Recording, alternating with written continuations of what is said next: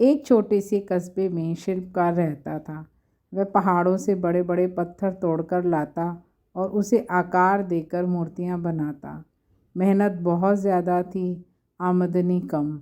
दिन भर धूप पसीने में पत्थर तोड़ता। वह काम उसके पूर्वज भी किया करते थे। एक दिन वह सोचने लगा कि यह छोटा मोटा काम करने से क्या फ़ायदा, ठीक से दो वक्त की रोटी भी नसीब नहीं होती। मैं बड़ा आदमी बन जाऊं तो काम भी ज़्यादा नहीं करना होगा और बैठकर आराम से मौज करूंगा। एक दिन उसने नेता को देखा जिसके आगे पीछे हमेशा भीड़ रहती है। उसको हाथ जोड़कर प्रणाम करने वाले सैकड़ों लोग खड़े रहते हैं। उसने नेता बनने की ठान ली। कुछ दिनों में वह नेता बन गया। एक दिन जब वह एक रैली कर रहा था, धूप काफ़ी तेज़ थी। धूप की गर्मी वह सहन नहीं कर पाया और बेहोश होकर वहीं गिर गया। होश आने पर उसने पाया कि वह बिस्तर पर लेटा हुआ है।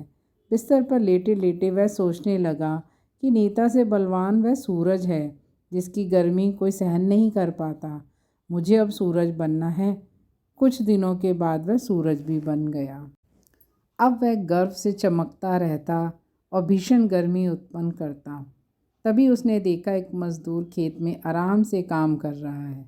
उसने गर्मी और बढ़ाई मगर मज़दूर पर कोई फ़र्क नहीं पड़ा। उसने महसूस किया ठंडी ठंडी हवा पृथ्वी पर बह रही है। तब उसने विचार किया, हवा बनकर मैं और शक्तिशाली बन जाऊंगा। कुछ दिनों बाद वह हवा बन गया।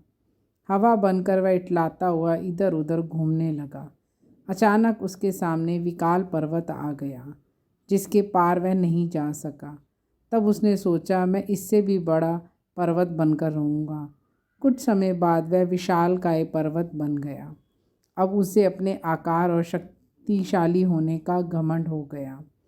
कुछ दिनों बाद उसे छेनी हथौड़ियों की आवाज़ परेशान करने लगी। वह काफ़ी परेशान हो गया।